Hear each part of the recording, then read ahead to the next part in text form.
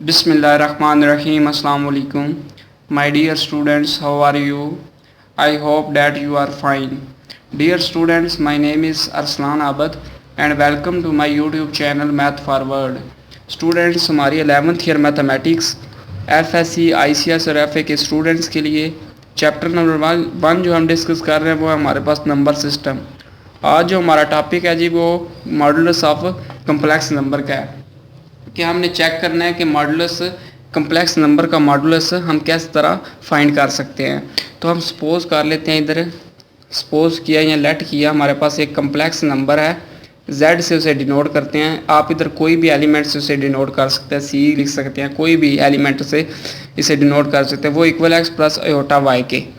मैंने बताया था कि कम्प्लेक्स नंबर ऐसा नंबर होता है जिसमें एक हमारे पास रियल पार्ट होता है और एक इमेजिनरी पार्ट है। इसमें x जो है वो हमारे पास रियल पार्ट है और आयोटा y जो है वो हमारे पास इमेजिनरी पार्ट है। तो जो उसका फार्मूला होता है मॉडुलस z मॉड का या मॉडुलस ऑफ कम्प्लेक्स नंबर का, वो हमारे पास होता है जी x square plus y square ऊपर स्केयर रूट। ये हमने जी फाइंड करना है या ड्राइव करना है, ये बेसिकली ये किस तरह हमारे पास ये इक्वल होता है।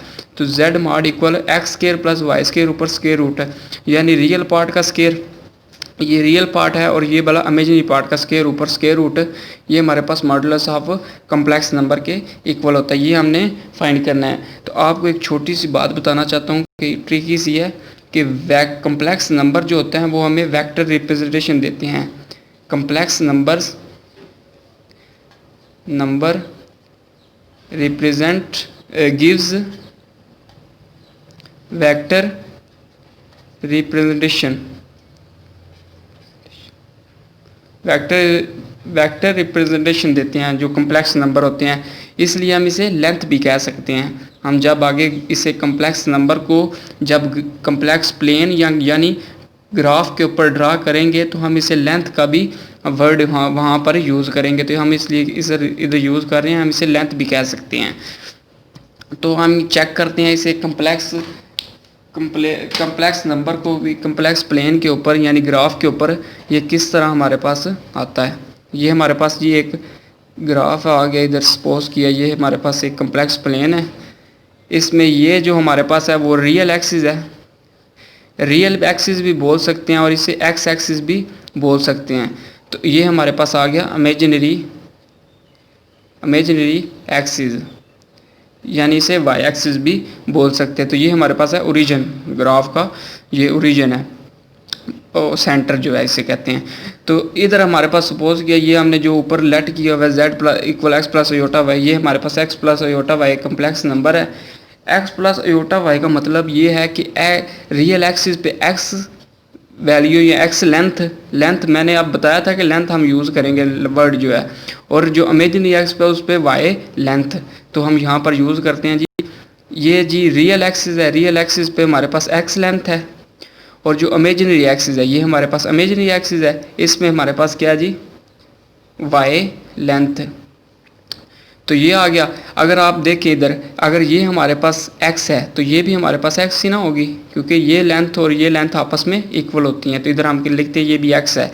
अगर ये y है तो ये भी हमारे पास क्या होगा, y ही होगा। बिल्कुल है, डेफिनेटली ये y होगा क्योंकि ये दोनों लेंथ आपस में इक्वल है। तो ये हमारा बेसिक पर्पस, ये x जो है वो हमारे पास x लंबाई है रियल एक्सिस पे और y जो है वो इमेजिनरी एक्सिस पे y लंबाई है। तो ये हमने इधर लिख दिया है। आगे हम बात करते हैं जी ये जो हमारा बेसिक पर्पस है ये बड़ी चीज़ है। मॉडुलस ऑफ कम्प्लेक्स नंबर जो होता है वो होता है जी, मैं इधर डेफिनेशन नीचे लिख देता हूँ फिर बाद में मैं एक्सप्लेन करता हूँ। इधर modulus of complex number is modulus of complex number is length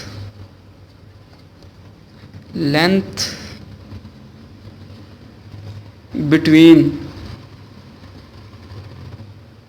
origin and that complex number। हम कहते हैं जी ये जो हमारे पास मॉडुलस ऑफ कम्प्लेक्स नंबर है मॉडुलस ऑफ कम्प्लेक्स नंबर जो जेड मॉड है, इसे हम मॉडुलस ऑफ कम्प्लेक्स नंबर कहते हैं। ये हमारे पास कहता है जी इस लेंथ बिटवीन है, ये लेंथ है, मैंने पहले ही बता दिया था कि हम इसे लेंथ कह सकते हैं, तो इसलिए मैंने यहाँ पर लफ्ज़ भी यूज़ किया लेंथ का। ये लेंथ है ये वाली, अब आपने ये वाली चीज़ फोकस करनी है। Modulus of complex number is length, ये वाली लेंथ है बिटवीन ओरिजिन और एंड दैट कम्प्लेक्स नंबर, ये वाला जो कम्प्लेक्स नंबर और ओरिजिन के जो दरमियान में ये जो लेंथ है, इसको हम क्या कहते हैं, मॉडुलस ऑफ कम्प्लेक्स नंबर। तो ये हम सपोज कर लेते हैं x प्लस योटा वाई हमारे पास एक पॉइंट P है, हम इसे पॉइंट P से सपोज कर लेते हैं। तो आपने एक और बात जहन में रखनी है कि ये वाला जो z मॉड होता है, ये मॉडुलस ऑफ कम्प्लेक्स नंबर, इसे हम r से भी डिनोट कर सकते हैं, क्योंकि z मॉड इक्वल r के होता है। आपने ये अब परेशान नहीं होना कि ये r आप किधर से आ जाए, क्योंकि क्वेश्चन में जब भी आपको r से कहते हैं r फाइंड करें या z मॉड कहीं जगह पे आ जाता है ये फाइंड करें, तो आपने इससे परेशान नहीं होना। आपने कहना z मॉड जो है वो किसके इक्वल है, r के इक्वल है, ये दोनों चीज़ें आपस में इक्वल हैं। तो हम यहाँ पर लिख लेते हैं ये क्या है, r है। मैंने इधर क्या लिखा है definition, modulus of complex number is a length between origin and that complex number. इधर आप z मॉड भी लिख सकते हैं और ये हम इधर ये वाला r भी लिख सकते हैं। तो मैंने इधर यहाँ पर r लिख दिया है। तो यही हमने चीज़ यहाँ पर फाइंड करनी है। तो ये आप अगर आप गौर से देखें, आप डेफिनेशन आपको आसानी के साथ समझ लग गई होगी, तो आगे बाकी कोई आप बाकी सिंप्लीफिकेशन बिल्कुल आसान है, वो आपने पहले ही की हुई है। तो मैं आपको थोड़ा सा मज़ीद इसके हवाले से बता देता हूँ। ये इधर हो गया जी हमारे पास, ये डेफिनेशन होगी। उसके बाद आ गया जी हमारे पास हम फाइंड करना है जी बेसिकली। अब आप गौर से देखें जी, ये हमारे पास एक राइट ट्रायंगल ही बन गई। ये अगर देखें गौर से आपने देखना है, राइट ट्रायंगल ऐसी ट्रायंगल होती है, चीज़ें बार बार रिव्यू करने का मतलब है आपके कंसेप्ट क्लियर हो जाएं। इसमें जो एक एंगल होता है वो 90 डिग्री होता है, यानी परपेंडिकुलर होता है। ये वाला हमारे पास एक 90 डिग्री है। राइट ट्रायंगल में आपने जहन में रखना है, एक जो एंगल होता है वो हमारे पास 90 डिग्री होता है। तो ये हमारे पास एक राइट ट्रायंगल है। तो हम बाय पाइथागोरस थ्योरम हम फाइंड कर सकते हैं। तो हम देखते हैं जी कैसे, बाय पाइथागोरस थ्योरम, बाय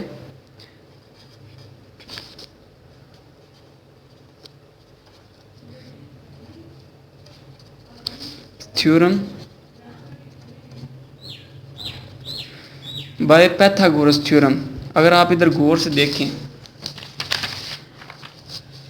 ये हमारे पास क्या चीज़ है, ये हमारे पास है हाइपोटेन्यूस, ये है परपेंडिकुलर, और ये हमारे पास क्या नीचे बेस है। क्योंकि हम इस राइट ट्रायंगल की बात कर रहे हैं, आपने सिर्फ बाकी वाली को इग्नोर कर दें, आप सिर्फ इसके ऊपर फोकस करें, जिसके ऊपर ये मैंने ज़्यादा गाढ़ा कर दिया है कलर, तो आप इसके ऊपर सिर्फ फोकस करें। सिर्फ ये इसलिए किया कि आप आसानी के साथ समझ आ जाएगी कि ये एक हमारे पास राइट ट्रायंगल है।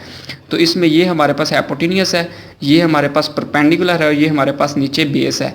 तो हम जानते हैं कि जो पाइथागोरस थ्योरम है वो किसके इक्वल होता है, वो हम यहाँ पर लिखते हैं। ये हम छोटी क्लास के अंदर पढ़ के आ चुके हैं। हाइपोटेन्यूस का स्क्वायर इक्वल होता है हमारे पास परपेंडिकुलर का स्क्वायर प्लस बेस का स्क्वायर।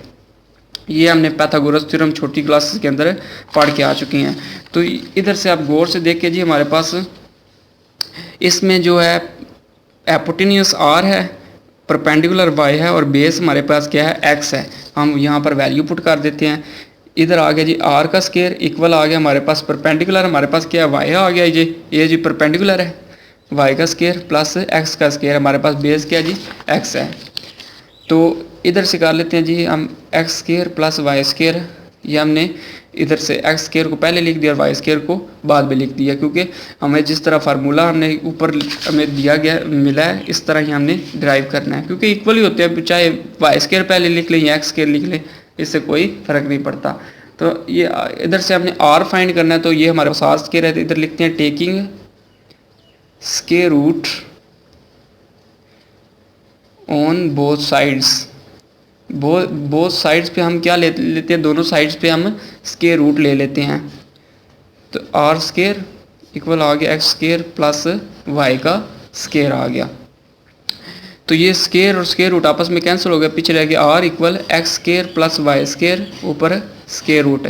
तो यही चीज़ हमने नहीं थी प्रूव करनी, तो यही आ गई चीज़। अगर तो यही हमने चीज़ फाइंड करनी कि हमारे पास मॉडुलस ऑफ कम्प्लेक्स नंबर हमने यही लिया था ना, z mod equal x square plus y square.